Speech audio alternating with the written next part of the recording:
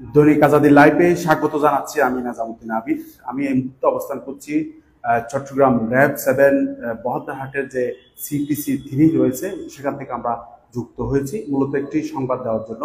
সেটা হচ্ছে আজকে বিকেলে অর্থাৎ 5টার দিকে, 4:30-5টার দিকে কিন্তু বাকলিয়া এলাকায় র্যাব 7-এর একটা অভিযান পরিচালিত হয়। অর্থাৎ র্যাব 7-এর একটি অভিযানিক টিম কোতোয়ালি বাকলিয়া এলাকায় তারা অভিযান চালিয়ে 40 কেজি গাঁজাসহ একজন নারীকে তারা গ্রেপ্তার করেছে।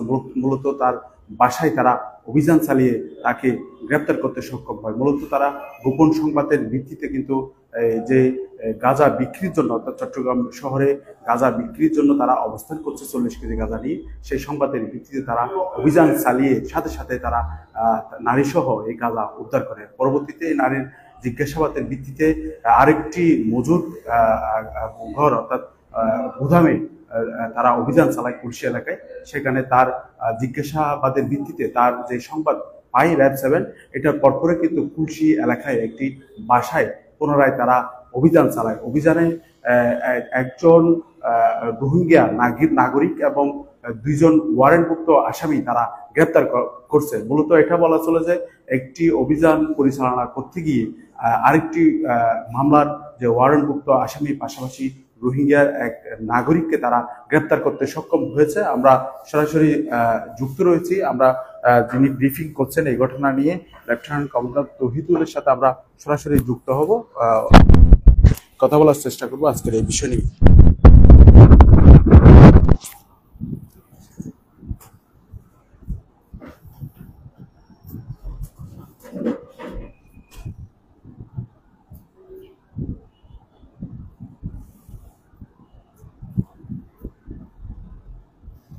একটু বলবেন আমরা যে অভিযান করছি, মানে একদম কিন্তু দুই বলা চলে, একটা অভিযান করতে গিয়ে আরেকটা কাজে আমরা সফল হয়েছে, আসামি সহ একজন রোহিঙ্গা নাগরিককে আমরা গ্রেপ্তার করতে সক্ষম হয়েছি। আচ্ছা, ধন্যবাদ। বিসমিল্লাহির রহমানির রহিম। আসসালামু আলাইকুম।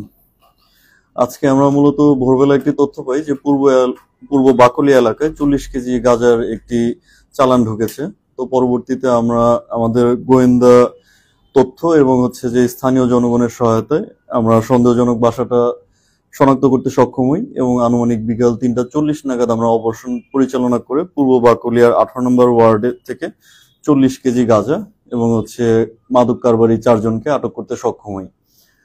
পরবর্তীতে আমরা সংশ্লিষ্ট মাদক কারবারিদেরকে প্রাথমিক জিজ্ঞাসাবাদ করি। প্রাথমিক জিজ্ঞাসাবাদ করলে তারা আমাদেরকে একটি চাঞ্চল্যকর তথ্য দেয় এবং এই মাদক চালানের সাথে সম্পৃক্ত একটি মাদক চক্রের সন্ধান আমরা পাই, যারা খুলশিতে অবস্থান করতেছে। তো আমরা পূর্ব বাকলিয়া এলাকা থেকে এই 4 জন গ্রেফতারকৃত আসামিকে এবং যে জব্দকৃত 40 কেজি গাঁজা সহকারে পরবর্তীতে খুলশি এলাকায় অভিযান পরিচালনা করি।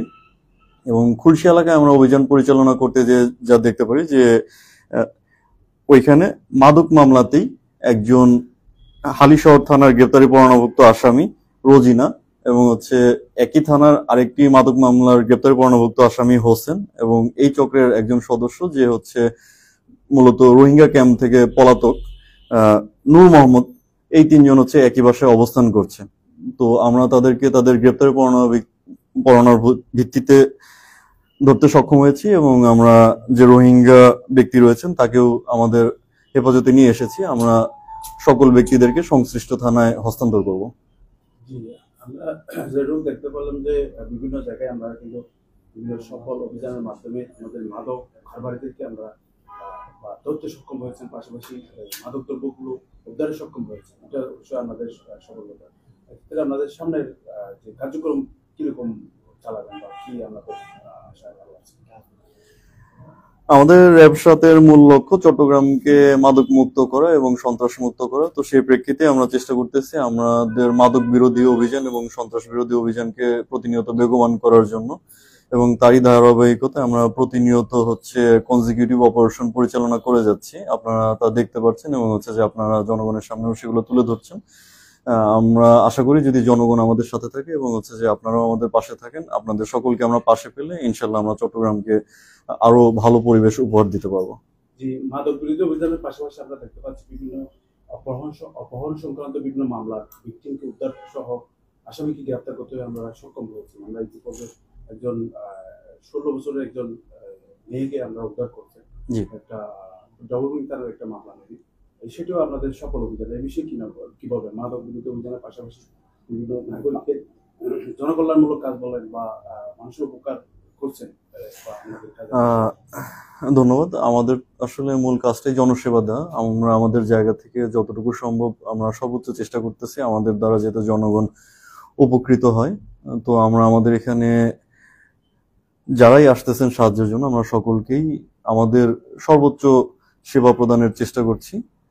আমরা আমাদের চট্টগ্রামবাসী সকলের কাছে দোয়া প্রার্থী, ওনারা যদি হচ্ছে যে আমাদের পাশে থাকেন, আমরা আমাদের জায়গা থেকে চেষ্টা করব সর্বোচ্চ সেবাটা দেওয়ার জন্য। কারণ আলটিমেটলি আমরা এখানে আছি জনগণের সেবা দেওয়ার জন্য, এবং হচ্ছে এখানে আসলে আমাদের এক্সট্রা ক্রেডিট নেওয়ার কিছু নেই। কারণ হচ্ছে আমি যেটা মনে করি আলটিমেটলি জনগণের সেবা দেওয়াটাই আমার কাজ। সো আমি চেষ্টা করব আমার এই যে দায়িত্ব, গুরু দায়িত্ব, এটা হচ্ছে সততার সাথে পালন করার জন্য, ইমানদারির সাথে পালন করার জন্য, এবং আমার সকল যারা ফোর্স এবং আমার সদস্য আছে আমি সকলকে এই মন মানসিকতা নিয়ে পরিচালনা করার চেষ্টা করছি।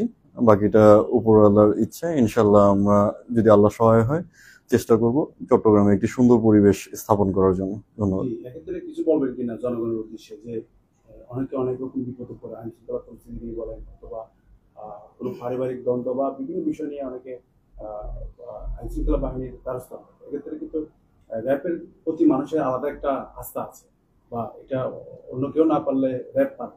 এই বিষয়ে আপনারা জনগণের প্রতি কি আহ্বান জানাবেন? অন্য কোনো যদি তারা দুঃখে পড়ে বা কোনো আইন শৃঙ্খলা পরিস্থিতি অবনতির ক্ষেত্রে কোনো সাহায্য লাগে তাদের, সেক্ষেত্রে আমরা আচ্ছা, জনগণের প্রতি আমি হচ্ছে যে আমার আহ্বান জানাবো যে আমার সরকারি নাম্বার এবং হচ্ছে যে আমাদের সকল অফিসিয়াল নাম্বারে আমরা 24/7 অ্যাভেলেবল।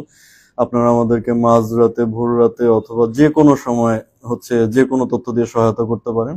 আমরা চেষ্টা করব আপনাদের বিপদে আপনাদের পাশে আসার জন্য, এবং হচ্ছে যে আপনাদেরকে সাহায্য প্রদান করে আমরা আমাদের জায়গা থেকে হচ্ছে যতটুকু আপনাদের সেবা দেওয়া যায় সেই সেবাটা নিশ্চিত করার জন্য। আপনারা তথ্য দিয়ে আমাদেরকে সহায়তা করবেন এবং আপনাদের যে সকল সমস্যা সেই সমস্যার বিষয়গুলো আমাদেরকে জানিয়ে সহায়তা করবেন। আলটিমেটলি আমরা যখন আপনাদের থেকে আপনাদের সমস্যাগুলো জানতে পারবো এবং হচ্ছে যে আপনাদের কাছ থেকে আপনাদের এলাকায় কারা কি ধরনের অপরাধ করতেছে এই ধরনের তথ্যগুলো জানতে পারবো, আমরা আরো সুষ্ঠুভাবে তখন আমাদের দায়িত্বগুলো পালন করতে পারবো। ধন্যবাদ।